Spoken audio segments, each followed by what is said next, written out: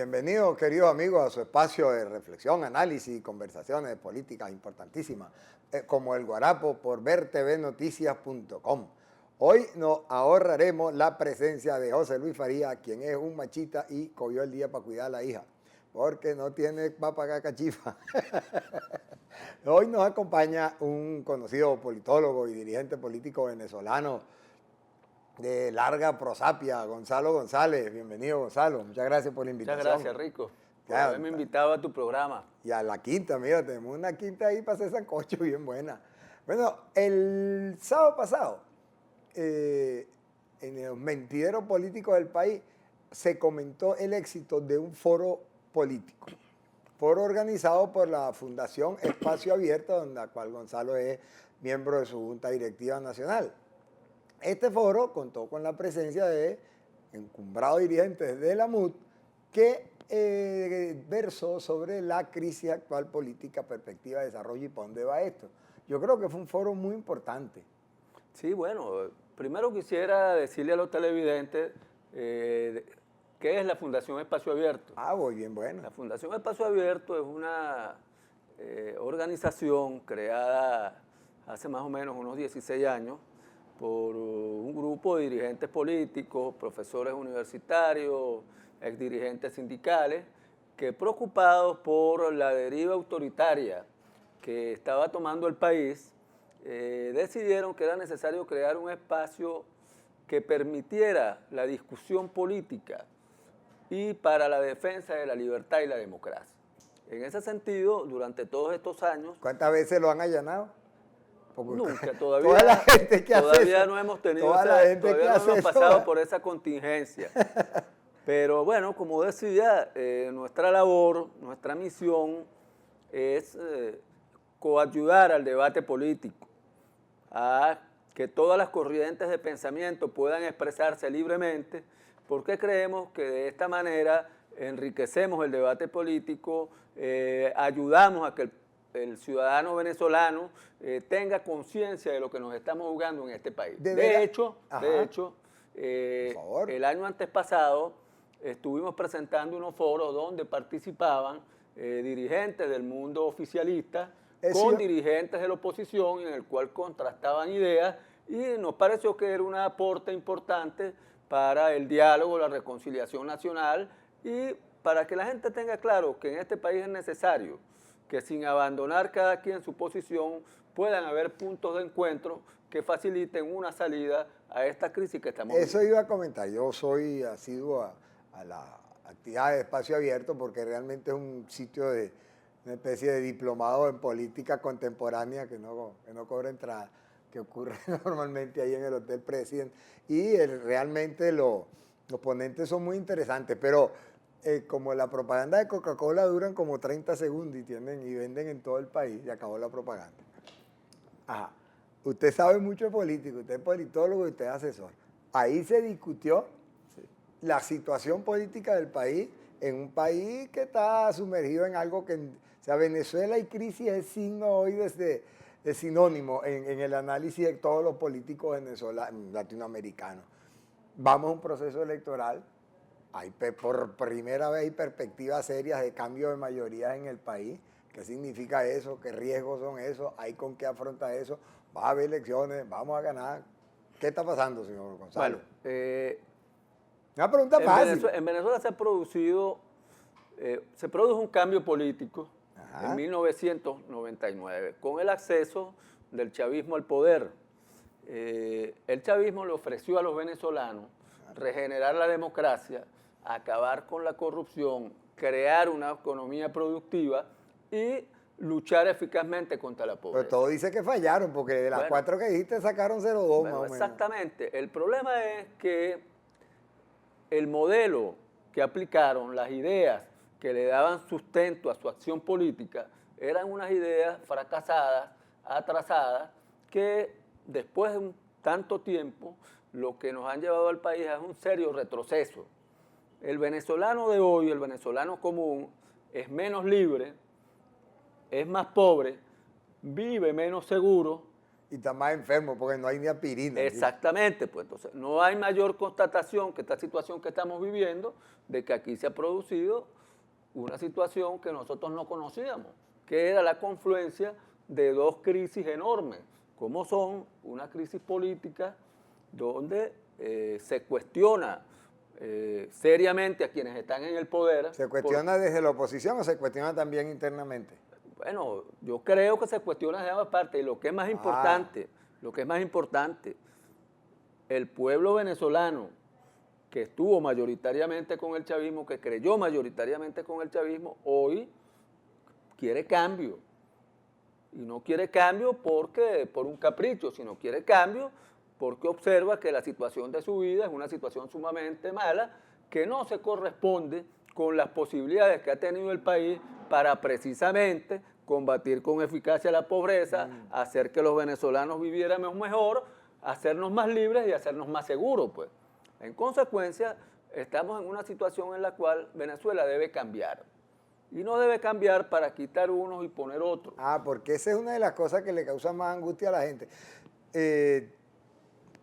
Está raspado el gobierno, no pasa un examen de aceptación, pero todo el mundo lo rechaza, está bien. Pero y las alternativas están a la mano, son tangibles, la gente las encuentra. Bueno, ¿hay en las elecciones una posibilidad de cambio? Bueno, yo creo que hay que situar las cosas en su justa perspectiva. Dale, pues. En Venezuela, afortunadamente, existen las posibilidades de para que a partir del mes de enero se abra la puerta del cambio. Si en diciembre las fuerzas democráticas obtienen una mayoría en la Asamblea Nacional, se abren las perspectivas de un cambio en Venezuela. Yo digo, se abren, son posibles, no es que ya están dadas, sino que se abren las perspectivas porque se crea un nuevo clima político. Se evidencia que quienes venían gobernando ya no gozan del favor popular, de que han perdido legitimidad y que han perdido apoyo. Ahora, no es una situación fácil, este es un camino lleno de obstáculos y de piedras. Aquí la gestión gubernamental de estos 16 años no solamente no resolvió los viejos problemas que la llevaron al poder, que hicieron que los venezolanos perdieran la confianza en el anterior sistema político, sino que hay la necesidad imperiosa de que se produzcan una serie de cambios que pasan por la aplicación plena de la Constitución vigente. A ver, pues fíjate, desde el punto de vista institucional, lo que se va a ganar es la Asamblea, y ahí hay capacidad de control del Ejecutivo y generación de leyes para favorecer a la gente por el lado de las leyes, aunque una cosa dicen las leyes, otro lo que las tienen que cumplir, que siempre es un problema. El venezolano que va a la cola, digamos, la parte de la crisis que no te deje desarrollar, la parte de la crisis económica y de servicios. El venezolano que está sufriendo todos los embates de un fracaso de modelo económico de autodestrucción. Realmente esto fue un programa para acabar con el país. El 7 en la mañana se amanece, o en enero, si quiere que nos pase, si todos vamos a descansar en diciembre, yo no lo creo, pero ojalá, se encuentra con que hay un país con nueva mayoría. Eso va a obligar a que Ejecutivo y Legislativo tengan que entablar algún tipo de consenso nacional para reorientar la economía. ¿Habrá voluntad o habrá que mostrar que hay fuerza para hacer un cambio de eso? Bueno, lo primero y es sumamente importante, es que una victoria electoral clara de la oposición en diciembre evidencia que en Venezuela el apoyo popular está en otro lado, que ya quienes antes eran mayoría ya no lo son, pero además es un estímulo muy importante para que en Venezuela se empiecen a producir una serie de cambios. Esos cambios serán menos complicados si quienes perdieron las elecciones pero continúan con el poder en el gobierno entienden que deben cambiar su política, y será más complicado si estos personajes que están en el gobierno se empeñan en continuar el mismo camino que han venido transitando y que nos han llevado a esta difícil situación. Al respecto, yo creo que hay señales diversas. Hay señales de que es posible a partir de enero producir un entendimiento, pero también hay señales. Oye, pero tú escuchas a Diosdado Cabello hablar y el señor lo que hace es llamar la guerra. Bueno, pero exactamente, acuérdense que una cosa es lo que muchas veces se dice en el discurso y otra cosa es lo que puede cumplir. Exactamente lo que está pasando por detrás. Pero por eso decía que también existe la posibilidad de que estos señores que están en el gobierno se empecinen en continuar el mismo camino y crearán una crisis sumamente grande. Ahora, ¿cuál es la diferencia que podría haber? Siempre uso el podría, porque a mí no me gusta, no me parece responsable crear falsas expectativas, pero sí le doy un valor político sumamente importante, político, anímico y de varias cosas, a una demostración de que el pueblo venezolano quiere cambio y que además ha tenido la posibilidad de expresarse pacífica y constitucionalmente. ¿Y tú crees que va a haber elecciones? Yo sí creo que va a haber elecciones, por varias razones. La primera es que el gobierno no tiene, el régimen más bien, no tiene la fuerza para impedirlas. Segundo, hay demasiados actores internos y externos interesados. Ese poco ejército, plata, PDVSA, guerra con Guyana, guerra con Colombia, todo eso no es para apuntando esas son, digamos, recursos políticos que se usan o que se han venido usando, algunos de ellos de manera muy irresponsable. Pero el hecho real es que el gobierno no tiene la fuerza para impedir que las elecciones se hagan. Lo que sí puede hacer es impedir que se realicen en el marco de tranquilidad que debería ser, en el respeto al derecho ciudadano de poder expresarse libremente. Pero bueno, esos son los riesgos que hay que correr. No, claro, eso estoy de acuerdo. Venezuela está en una situación en la cual que demanda no solamente de sus dirigentes políticos, sino de sus ciudadanos, mucha claridad en lo que nos estamos jugando.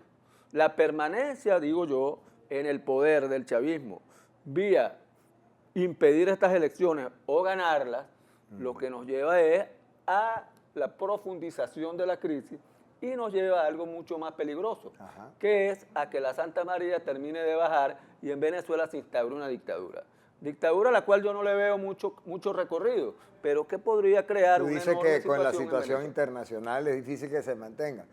Pero bueno, la lógica del sistema lleva allá. La lógica que han venido siguiendo estos señores desde el primer día que llegaron al poder es a ir desmontando la democracia y han ido caminando hacia una cosa que va mucho más allá del autoritarismo político. Va mucho más allá.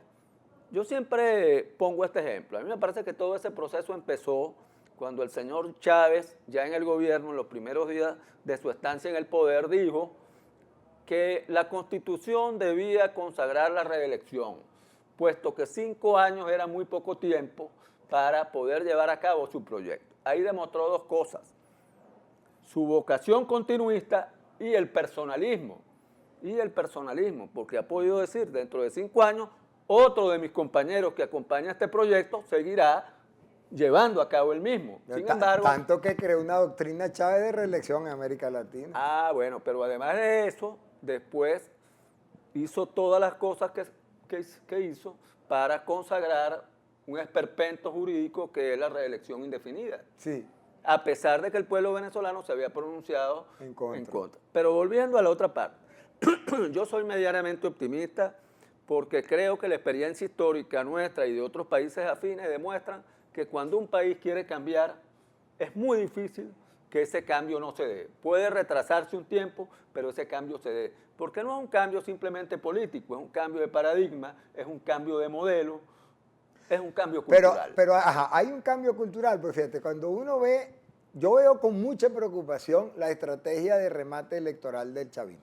¿Cuál es la estrategia de remate electoral del chavismo? Aparte de todo ese poco de provocaciones de la frontera y del patrioterismo electorero, que yo le doy ese nombre, ese alboroto, que además no le sale bien nada, arma una guerra en Colombia, una guerra en Guyana, dentro de poco vamos a pelear con Puerto Rico. Como Napoleón y como Hitler, abrió los dos frentes. Pues. Exacto. No puede con uno y se abrió dos. Pues. Así es, que es la lógica del tránsito caraqueño. Tú sabes que el tránsito caraqueño es así, como no caben 2, mete 3.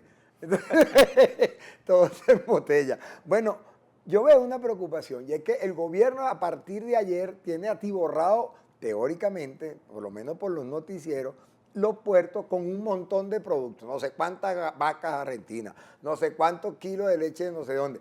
Por cierto que le subieron a la leche de 400 a 4.000 bolos el precio por kilo y se van a ver tan ganazos que van a pagar ahora ustedes la leche para llenar los supermercados.